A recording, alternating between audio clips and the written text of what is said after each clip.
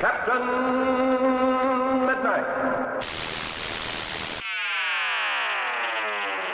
This video is brought to you by Brilliant. So, quite a bit has happened in the world of Rick and Morty since my last video on it. A lot of people really disagreed with me on not being a big fan of the second episode of Season 5, but I feel like since then, the consensus around this season has maybe dropped off a little bit. There's been stuff I liked, like the first episode and the one about Rick's car, which I thought paid off a pretty simple premise effectively, but the low points have been pretty damn low. Thankfully, that's not really what I'm here to talk about though. Instead, I want to focus on the latest episode of Season 5, Rickternal Friendshine of the Spotless Mort. For me, this was the single strongest episode of Season 5. And while we still have a two-part finale to go, I don't think it's too early to talk about what set this episode apart and what placed it firmly onto my list of the best maybe 10-15 episodes the show has ever done. What is this, Rick? It looks like some sort of crazy video game about us or something. It's not just a video game, Morty. I sold our likenesses to some video game publisher for a lot of money, Morty. Bird Person is a pretty weird character in retrospect. When he was introduced, he felt more like he'd be a one-off joke than one of the cornerstones of the show's universe. But that's kind of what he's developed into over time. One of the few living beings who seems to really understand Rick, warts and all. And this episode dived into their complicated relationship in a really compelling way. In the past, I've been accused of caring too much about the lore of Rick and Morty, because at the end of the day, all that backstory stuff is clearly meant to be secondary to the laughs, not the focus of the show. And I would agree with that, but the thing is, I think as the show goes on, the Season 5 episodes that have given us a hint of Rick's backstory have also been the ones where he's been the most interesting as a character. Don't get me wrong, this episode was a half hour of a comedy show first and foremost, and it accomplished that really well. But it also gave us a perspective on Rick's life that really helped it rise above the average episode. We've seen so many alternate versions of Rick in the past, especially this season, but I don't think any of them have had the same impact as the 35-year-old Rick that we meet here. Of course, technically, he's not even real, just the memory of Rick in Bird Person's mind. But his character adds a ton to this episode. He gives us a real glimpse into who Rick once was, and shows that regardless of the countless other versions we've seen of him, he didn't have to end up as this bitter and angry old man. Memory Rick has this really quick line about our Rick, quote, living with our dead daughter. The episode doesn't really linger on this, and it doesn't turn it into a punchline either. It lets that moment hit you quickly and then it moves on, casting an even more tragic light on Rick's life than we knew. But of course, the biggest moment of the episode comes when Rick and Memory Rick revisit the events of Blood Ridge. The viewer is led to believe that we're going to see some sort of horrible battle gone wrong. Maybe something like the Battle of Serenity Valley in Firefly and how that impacted Malcolm and Zoe.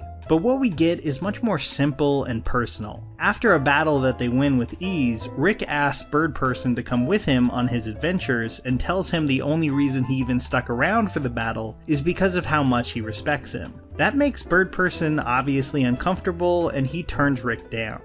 Now, I've seen some arguing online over whether Rick was asking that in a romantic or a platonic way, and I think both options are believable, but to me, that seems kind of beside the point. Either way, Rick clearly cares about Bird Person a lot, enough to be that earnest with him, something Rick really hates doing. We also know that Rick is an intensely lonely person who pushes people who care about him away. When you put it all together, it's easy to see why this moment meant so much to him. For once, he went out on a limb and tried to really connect with someone beyond the layers of sarcasm and irony that he puts up.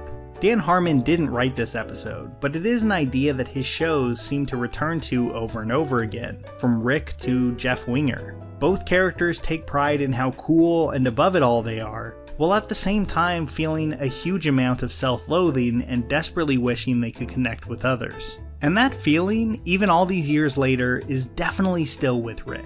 Even after saving Bird Person, he proves himself to be a pretty bad friend, not telling Bird Person about his kid until he was absolutely forced to. Now that's far from the worst thing that Rick has ever done, but it's enough to tell Bird Person that he hasn't really changed at all.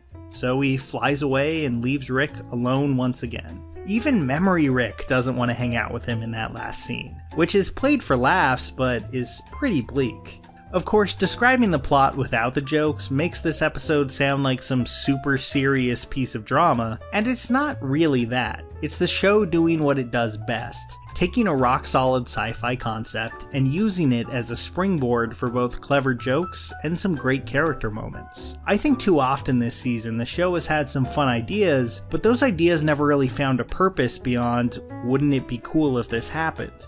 The Gotron episode is a good example. There is some fun stuff at play there. Voltron, Goodfellas, anime, Scarface. It was a big soup of influences that just didn't really add up to much. This episode didn't have that problem. It took an idea that's pretty simple and straightforward by Rick and Morty standards, what if Rick entered Bird Person's memories, and just built really smartly on top of that. It never felt like it was floundering for a direction or for something to say. It just had a good premise and it executed it well. It also got back to the kind of character-based storytelling that I feel like this season has gotten a little bit away from. And I understand why these last two seasons have had a bit less of it than like season 2 did. When you know that the show needs to keep running for years, there's a very understandable impulse to not have the characters change in any meaningful way. In a show like Family Guy, I accept that immediately and it's just not a big deal. That's just never been the kind of show it is. But Rick and Morty is a little different. Sure, the character dynamics have been pretty set in stone, but those early seasons always did a great job of probing the depths of this family, taking a goofy idea and using it to explore Rick's contradictions and insecurities. I think that's missing from some of the recent episodes, but it's exactly what this one had in spades. Come on, Rick, we're almost there. Leave me, Morty. It's the only way. What? Were we blades in that one? That's tight.